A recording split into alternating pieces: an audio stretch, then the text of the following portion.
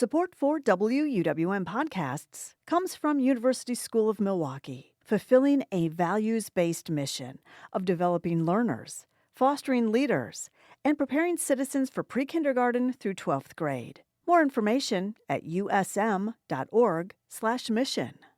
Lake Effect brings you conversations about what's happening in Milwaukee and the people, places, and organizations that shape the community. This is Lake Effect Spotlight from WUWM, Milwaukee's NPR.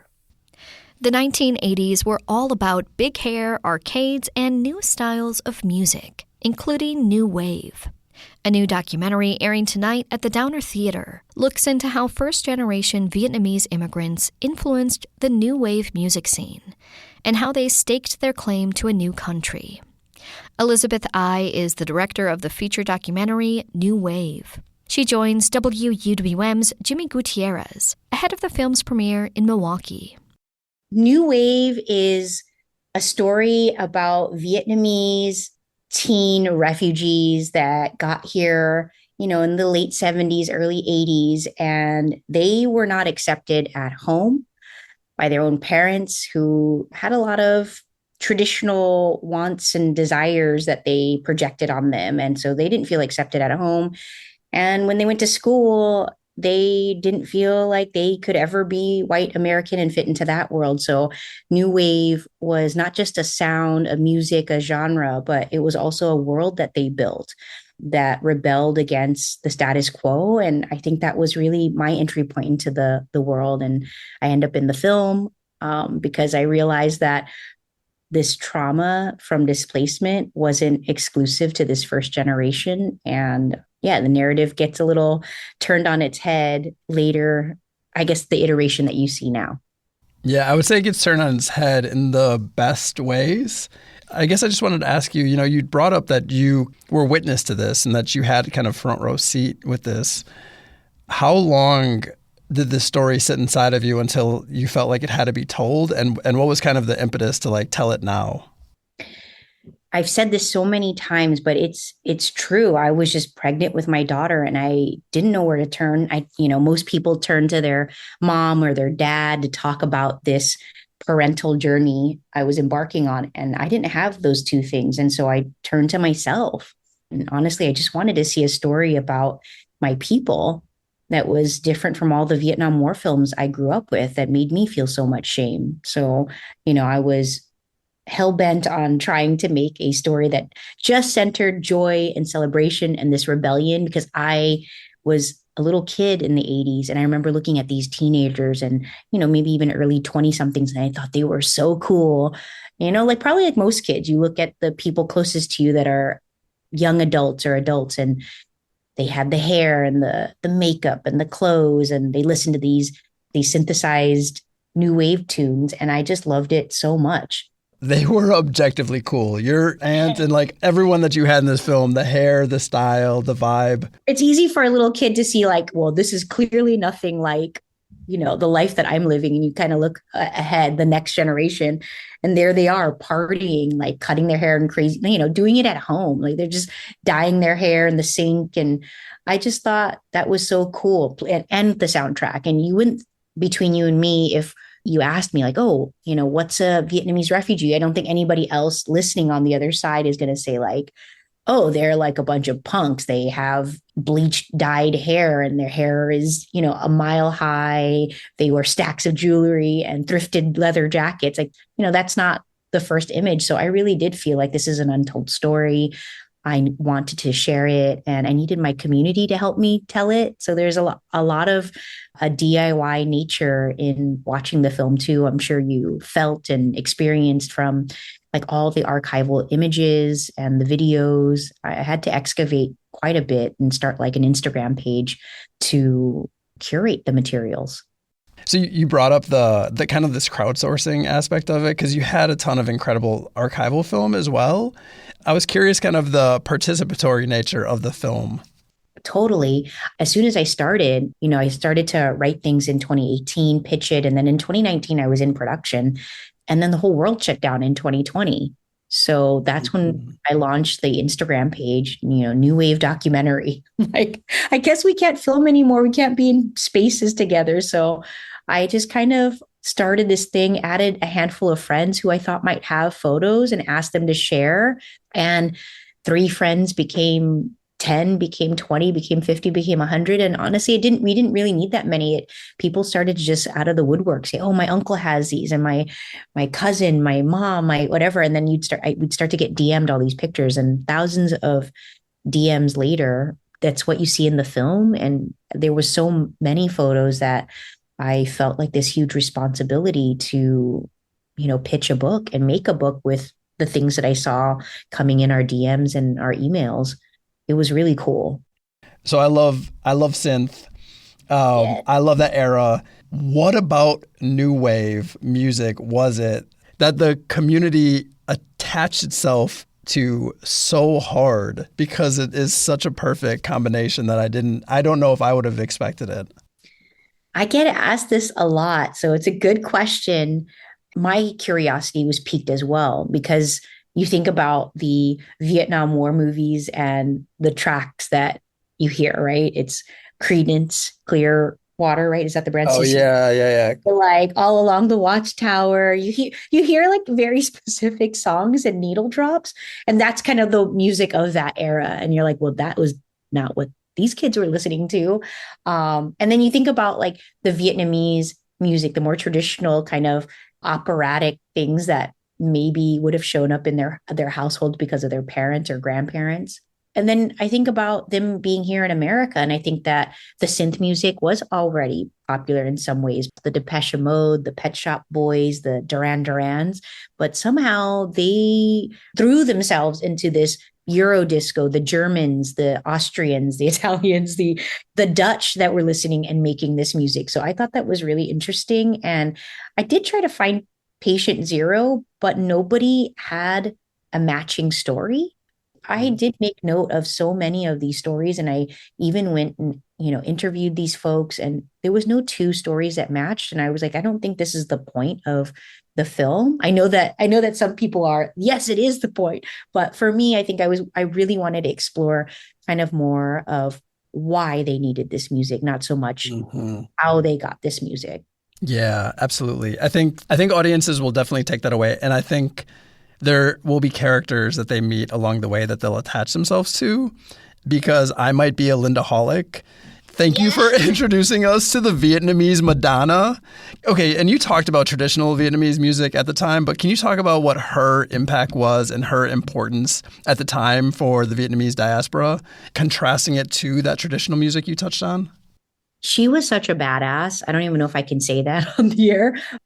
I want to share that it used to be cool until I became a teenager in the 90s. I was like, cringe. I can't believe we don't have our own Madonna. Why do we have to have a Vietnamese Madonna, right? Like, why don't we just have somebody who is like Linda and not associate her with like some sort of copycat culture? But now that I'm, much older and I'm a mom, and I can look back on that and just realize how cool it was to have that moment, to see somebody like her shine so bright and be so bold. Vietnamese culture and traditions are very conservative. Like women, wear these things called ao dai, and it has like this Mandarin collar that covers your entire neck, and the sleeves come all the way down past your wrists, and then their pants. So like just everything's very covered. So for her, just a handful of years being in America and like stripping that all off literally and wearing like a bikini top on a stage with like cut off shorts, or even just like a whole just bathing suit, like sparkly, sequin bathing suit on a stage and just dancing like that. The kids were all about it. And so it was really cool to see us have our own icon in real time, because it wasn't like, Madonna was doing her thing and 10 years later it was Linda. Like the moment she saw it on MTV, she would make her look at the thrift store. She would like run out, buy the things and make the things at home and put it on stage the next day. Hats off to her for her innovative spirit. I think she was just really cool. So I don't know what was it like. I just think that she's a bit of a mercurial character and person, and it was really hard to gain her trust because of how much hate she's received from our community, to be honest. I was just really patient throughout it and gave her years and years until she really opened up and shared more about her story. You know, another question I had jumping off of that is this is a story of like new wave music, yes, but also intergenerational trauma, diaspora, refugees, which, you know, you refer to your family as escape artists, which chef's kiss. And then parenting too. And without giving up too much of the film, there's one central character who has a very surprising arc, and a lot of her actions, it feels like, that motivated her and her story that we don't really know much about are trauma responses. How did you feel watching back the story of your mother and sitting with that footage and going through the editing process of getting to know her in a very new way throughout the course of this film? Oh, such a great question. Well, I mean, I guess we're going to have to give it a win. That's okay. 'Cause that's a part of it, is like being okay to let it go and say it out loud. But new wave, the hair, the clothes, the makeup, the music, yes, all that. But the question that I wanted to answer in some capacity or ask more questions about was, why did they need this music? Why did they need this? And because there was so much pain, there was so much suffering, there's so much struggle in this. And I think like every generation has their struggle, right? And they have something that they lean onto. There is some sort of counterculture that rejects the ideas that other people put on them. I think that for all the characters, really, it was some turning point about this realization, is that they, in the act of rejecting their parents or rejecting society or white culture or whatever it was that was already rejecting them just to have them exist, I think they realize that, you know, there are some casualties in that. You know, they lose time from not talking to their parents, the relationships that are fractured with your siblings. I think that seeing Ian, a person in the film that shared his story with me, that he was estranged from his father for so long, I started to recognize something in me. Honestly, I when I started this project, I didn't see myself in the film at all. In fact, we did make a version where I was not in it at all.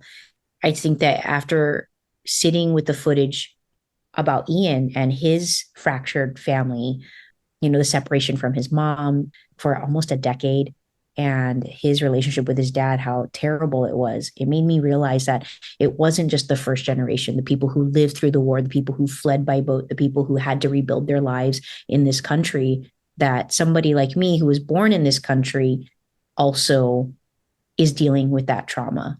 So I think that was the big reason why I had to explore my mother's story, who I didn't know I was estranged from. I had all these excuses and all these canned answers on, you know, what our relationship was, what it is, until I had to like face my own story. And then I started to say, I think I'm estranged from my mom.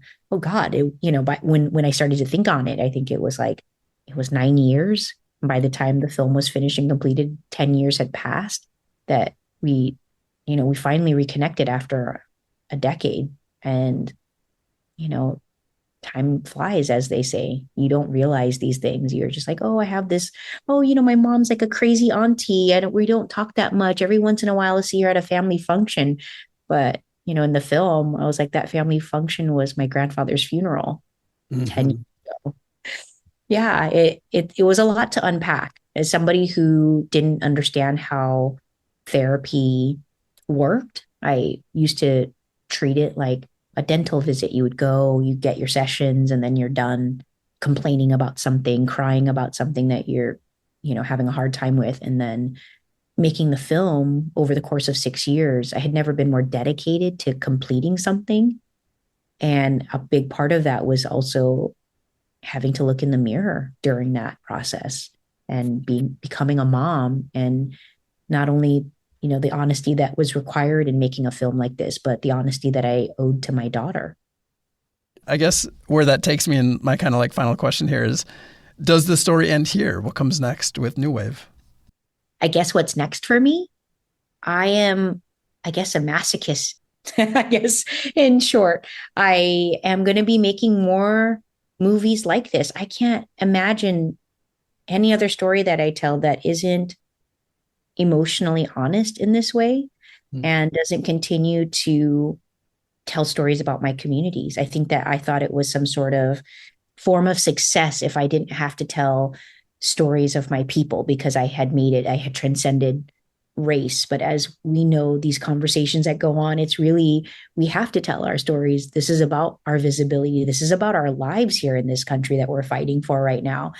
They're erasing our narratives. They want to invisibilize us. And yeah, I've never felt more committed to what I'm doing, for better or for worse. I know that the state of our industry is pretty bleak right now, but yeah, I have a lot more stories to tell.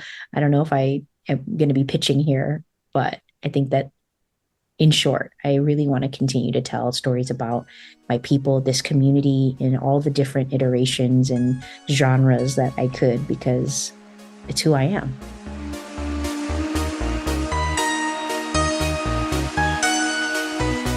Elizabeth I is the director of the feature documentary New Wave. She spoke with WUWM's Jimmy Gutierrez. You can catch New Wave tonight at Milwaukee's Downer Theater.